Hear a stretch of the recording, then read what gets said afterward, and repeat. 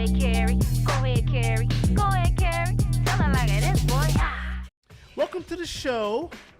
My guest, all the way from the BX, courtesy of a very good friend of the show, my buddy John Marin, Greg Hernandez. How are you, brother? I'm doing well. Thank you so much for having me. Thank you for coming. Your mic sounds great. Paul, you're really doing your thing with the microphone. Anyway, welcome to the show. So you're a cinematographer. Mm-hmm. Let's get right into it, brother. Because there's so many things that a person could do in life. How did Greg decide to go ahead and be a cinematographer? Yeah, from an early age, watching movies and after school television programs, anime, made that choice. I like stories, and I like to make stories happen visually. So it always starts with a blank canvas. Okay. And it starts with that camera. You take pictures, you understand, you start learning about painting. Okay. You like writing stories, you're like, hey, I want to make this into a movie, but how do you craft the image? Right. Lighting, angles, right. things of that nature. And I also have a background in theater, so putting it all together, it's like I love a well-crafted and well-lit image. That's what I live for. That's what I strive to create. And I really enjoy making it, whether it's a narrative, a commercial, or a documentary. So I have to ask you this question as a filmmaker, right? What are some of the films that inspired you, or some of the directors? Like, my favorite film is the legendary Steven Spielberg Jaws. Yeah. My favorite film of all time. It had a lot of quirks. There were a lot of mistakes, and I don't know if you just know the story behind Jaws, but it was a lot of disasters that made it such a great movie. Yeah. So for you, what were some of the movies and some of the film directors who maybe shaped your direction? Yeah, I got to start with Michael Mann. 1981 Thief with James Caan, rest in peace, from the Bronx too. Gotcha. Yeah. It's just I like the gritty nature in terms of his movies, the crime genre, the film noir. Then I got to go with a little bit of like Francis Ford Coppola. Okay. My favorite movie of all time is essentially the 1979 movie Apocalypse Now. Wow. Okay. So I just like immersive film. I love immersive stories, and just the different color palettes that are used in the movie. Similar to Michael Mann's, just like it creates a world. Like you really get into that. Heat is one of my favorite movies, not just for the shootouts, but just for the way it's shot. Once again, immersion. When I sit down and watch a movie, I'm not distracted by my phone or anything. I don't have to turn anything on. I can get right into it, and that's what I love most about it. As I've gotten older, obviously, Christopher Nolan is a big one. Okay. That's a major influence. Of course, Martin Scorsese. Yes. But there's so many other filmmakers that have made stories that are really immersive, where you can quote all of the movie. Right. You can reenact it. You remember the scenes. You remember the colors, and you remember what those actors are really portraying in terms of making those characters come to life off the pages. So that's what I love the most about it, and those are some of my inspirations. Let me ask you a question, and a very pointed one, and you can give me the most honest answer, because this is the Keri's Korner radio show. We give honest answers. What matters more today in film? Writing, acting, or theatrics? Always a script. Okay. It's always the writing. Glad to hear that. Always going to talk. Even right now, supporting the writers on their strike, the WGA. Yes, I absolutely. have a few people that are involved in that union, and I hope they're it looks like they're on the brink of a historic bargain, of historic, getting what they want, striking a deal. But it's always with the script, because if you want actors, especially if you're an indie filmmaker, and what is an indie filmmaker? You pay out of your own pocket to make the movie happen. Actors, they're also called waiters. You don't have to pay them that much. Yeah, exactly. Theatrics, well, you can make a movie happen, like get a prop gun or like shoot in one location and make it a horror movie. A very lucrative process in terms of trying to make that happen. So it's always the script. It starts with the script. You can sell the script. You can make it if you want to, but if you ain't got the script, well, I have a diverse cast, but then that diverse cast is going to look at that script and say, wow, how come when we have a diverse cast, the script sucks? Right, exactly. So it always starts with the script. Yeah. If you want somebody to buy it, to distribute, it's a script. Okay. What are some of your favorite New York-based movies? Because, I know you're from the Bronx. I don't want to prejudice your answer by saying, Fort Apache or something like that. Oh, man. But that was a pretty dope film. What are some of your, as a New Yorker, what are some of your favorite New York-based movies, I'll go, and why? Yeah, I'll go in a different direction. I like the Warriors, 1979. Okay. Back with the same theme there. It's funny, like one of the scenes that we thought was shot in the Bronx is actually like shot in Morningside Heights. Okay, in Manhattan. Yeah. The opening scene where it's like, they're rallying everybody, and it's like, oh my God, this is amazing. That wasn't shot in the Bronx, but I love just once again, that's an immersive film. Yeah. When you watch that, you're pulled into that world, and I like those older movies because you get to see what things were like back in the day. Yeah, exactly. The classics of that. Yeah. Another one I'll have to say. This is an odd one, but I just love it because I love Al Pacino. Okay. I love Scent of a Woman and Carlito's Way. Okay. So it's like also stories that takes place in New York, and you get to see, okay, what did the 90s look like in New York? Exactly. So I kind of like those old school movies like that. You get to see, not only what the area was like, but you really get to see in terms of the character's perspective. Okay, this is New York. It's gritty, or no, we're going to make it look clean this time. Right, exactly. So it's whatever backdrop you want to use creatively, that's what I like. Because New York is definitely the type of city where you can have the romantic, clean, sleek look of the Empire State Building and of Broadway, or you could have the grit of the outer boroughs. That's what I think is so dope about the city. So many different viewpoints. You can go to Staten Island and get woodlands, you know what I mean, and deer and everything. Yeah. King of Staten Island and a Bronx Tale. Right, exactly. Yeah, you get one city with all kinds of different stories.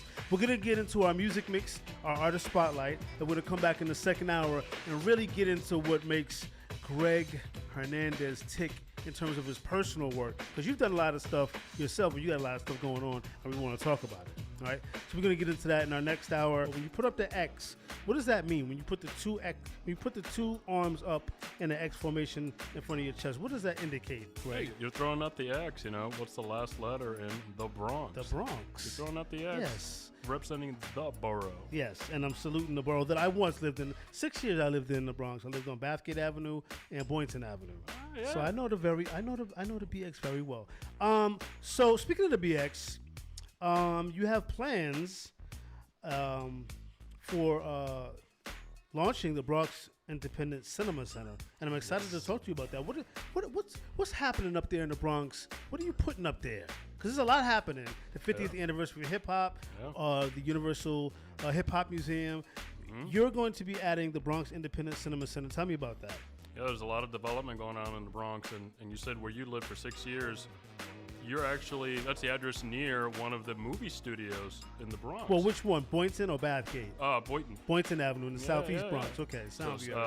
The Silver Cup and York Studios. Okay, whereabouts? Yeah, off near Boynton Avenue is off Westchester. Yeah. York Studios, and then a little further south in the Port Morris area, I believe, Silver Cup. Okay, dope. So we only have 2 movie theaters and 2 studios.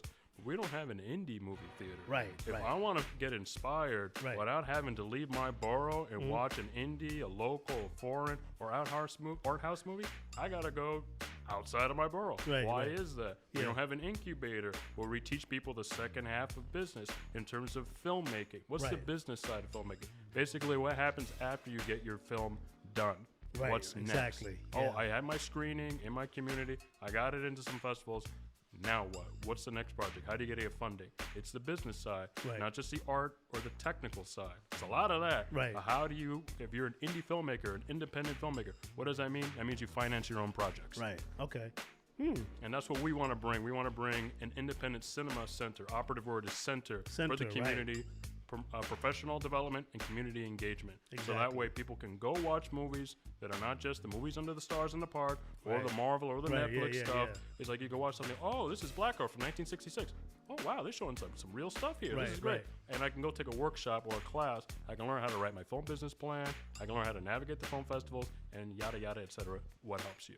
Now, I wanted to ask you about Green Canvas Productions because I know you guys give out free classes or et cetera. But before that, when I was young, because I'm from Boston originally, right? And we used to visit my cousins in Long Island, and we would have to drive from Massachusetts to Long Island, which meant that we would have to pass through the Bronx, go over the Throgs Neck Bridge.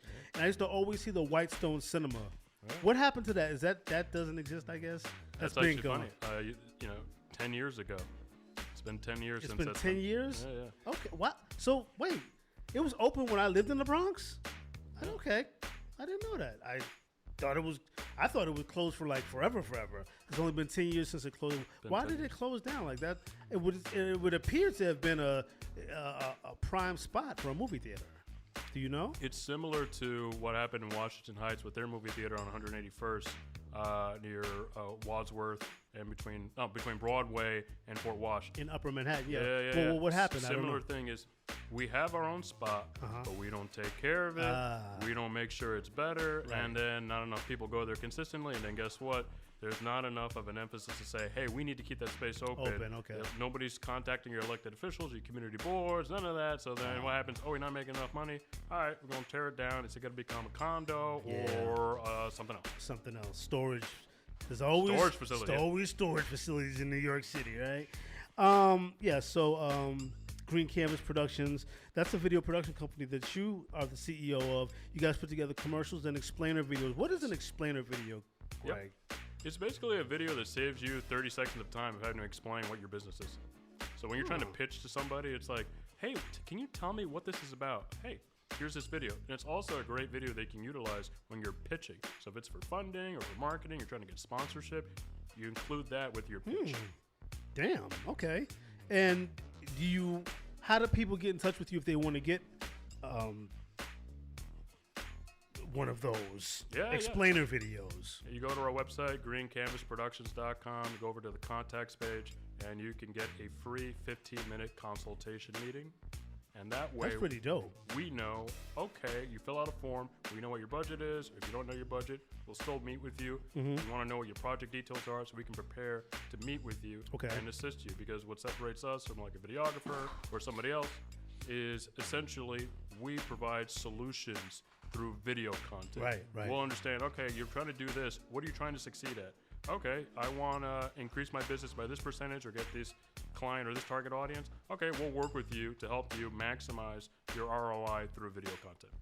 And before I let you go, what we definitely need to talk about is your documentary 1.5 million. It's about literacy or the lack of in the Bronx. Let's have a discussion about that. Now, this is your baby? This is my baby. It's my first feature film. Okay. We got it done last year, and it's about the lack of bookstores in the Bronx, literacy. Okay. Yeah. For 3 years in the Bronx, between 2016 and 2019, we didn't have a single bookstore in the borough. You think about that, New York City, if it was its own country, it would be a top 10 GDP in the world. Exactly. In the poorest congressional district in the country, District 15, South Bronx. Yeah. We don't have anything there. We don't have anything in the entire borough. So luckily, somebody named Noel Santos opened up the Lip Bar in 2019. It's a bookstore and wine bar, and we also showcase the resilience of people in the Bronx who started book clubs, literacy fairs, and festivals, and things of that nature to increase the access of literature within their neighborhoods and in their communities. Oh, wow. And where can we watch the film? Like, where are you screening it? And are you putting it in film festivals this year? Okay. We just hit up our second festival. We were in Inwood and then at the People's Festival in Harlem. Now we're going to be at the Manhattan Film Festival on Wednesday, June 21st at 8:30 p.m. That's a Wednesday. Okay. And then after that, hopefully some more festivals. But ultimate goal is to get it onto PBS. Nice. Public broadcasting system. Do you know Emmeline Stewart?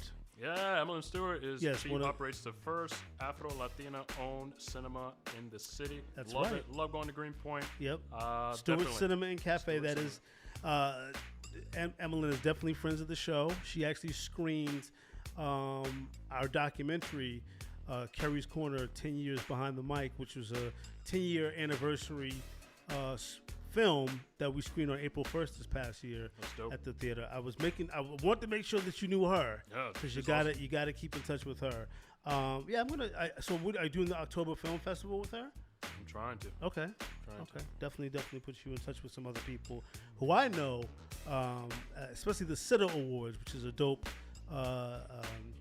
organization based out of Queens, and they're always looking for filmmakers, and the Sitter Awards is always in September.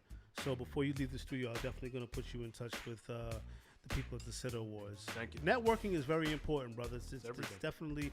Where did you say that the the next screening is going to be for 1.5 million. Yeah. I'd be interested in letting my listeners know exactly where they can go if they're in the New York City area to see it. Yeah, it's in the Cinema Village. It's on East 12th Street and University Plaza. Or I should say actually West 12th Street, University. In Greenwich Village, in Manhattan, Lower Manhattan. Mm-hmm. Yeah. Okay. It's going to be Wednesday, June 21st at 8:30 p.m. for the Manhattan Film Festival. Excellent. I'm proud of that, man. Thank you. Excellent. Anybody you want to say hello to or shout out before we let you go? Yeah, I gotta shout out my parents. You know, I'm lucky. I won the lottery when I was a kid. You know, grew up in the poorest congressional district, only child, and I had 2 parents, 2 household income, you know, 1-bedroom apartment. We made it work. We rolled with the rats and the roaches, but you know, now we not the rats. Bro, dude, I'm terrified. Yeah, I mean, it was rough, but you know, we moved into a better space now. You know, I'm on my own, been on my own for a while, but shout out to them. They raised me right. Yeah. Love them. Good. And how can people get in touch with you if they want to get in touch with you for anything? Yeah. Social media personally is Greg Hernandez Photos and Green Canvas Productions. And then for the documentary, it's 1.5 million _documentary. Okay. Thank you so much for being a guest on our show, G. Thank you. We're definitely going to stay in touch. Thank you for having me. I see you sitting here fellowshipping with Gordon. Do you two know each other? Yeah, Gordon and I, we met on a shoot, I think back in 2018, 2019 for a student thesis. Yeah, oh, really? Yeah, it was a student thesis. It was in Brooklyn. And it was a good shoot. It was complicated, but you know, I think we pushed through. 12-hour day for City College, right? Yeah. A lot of friends of mine from City College were working on that shoot. Yeah. I was gonna say, Gordon, do you have any questions for Greg that you wanted to ask him while the mic's on? Because you guys are both pretty big into movies and whatnot. Creatives. Yeah.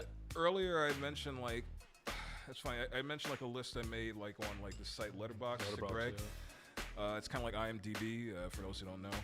And I made a list of like movie recommendations where it's like a newer film and it's paired with an older film just to get like younger cinephiles, younger film fans, younger aspiring filmmakers into like checking out older movies, because these don't have to just be your parents' movies. They could be your own thing. Yeah. So like Greg, being a movie fan, do you have any like things you'd pair together that would work, a newer film and an older film? Like, I'm just out of curiosity. And if not, do you have like a certain older film or filmmaker that really resonates with you?